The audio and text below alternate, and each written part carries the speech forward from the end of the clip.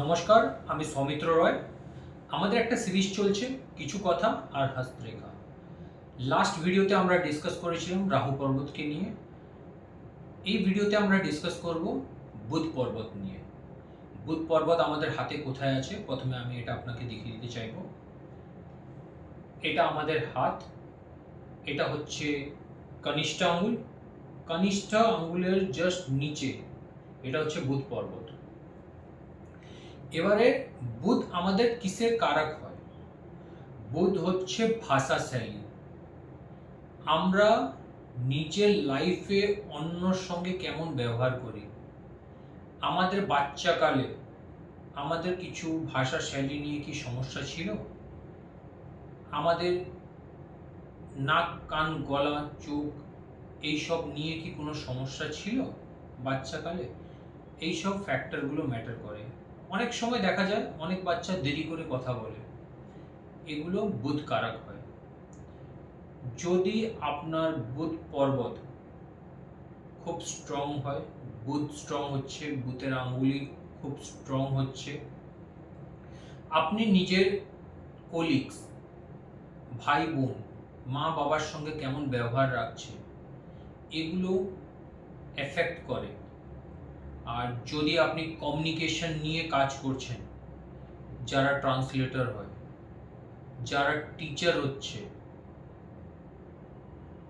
যারা ভালো বক্তব্য দেয়, তাদের বুধ পর্বতটা খুবই স্ট্রং হয়। বুধ আমাদের ব্যবসার জন্য, বাণিজ্যের জন্য খুব ম্যাটার করে। তো এবারে যদি আমি নিউরোলজির উপরে আসি, তো যদি 5 হচ্ছে, মানে আপনার যে জন্মদিনটা হচ্ছে, যদি 5-এর উপরে আসে, 5 তারিখে আপনি জন্ম নিয়েছেন, 14 তারিখে আপনি জন্ম নিয়েছেন, নাহলে 23 তারিখে আপনি জন্ম নিয়েছেন, তাহলে আপনি বুধ থেকে রুল হচ্ছেন। বুধ প্রচুর ভাইটাল প্ল্যানেট। আপনি আশেপাশে নিজের লাইফে কেমন ব্যালেন্স বসাচ্ছেন বুধ ডিসাইড করে। কেন? আমরা যেহেতু জানি লসু গ্রিডের মাঝখানের যে ছকটা, ওটা হচ্ছে বুধ।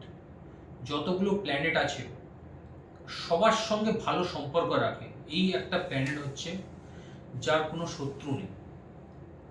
তো আমরা যদি দেখি নিউট্রাল দিক থেকে, তাহলে বুধ সবার জন্য ভালো, এর কোনো খারাপ জিনিস নেই। হ্যাঁ, এটা যদি প্রেজেন্ট না থাকে তখন কি প্রবলেম হয়, ওটা আলাদা জিনিস।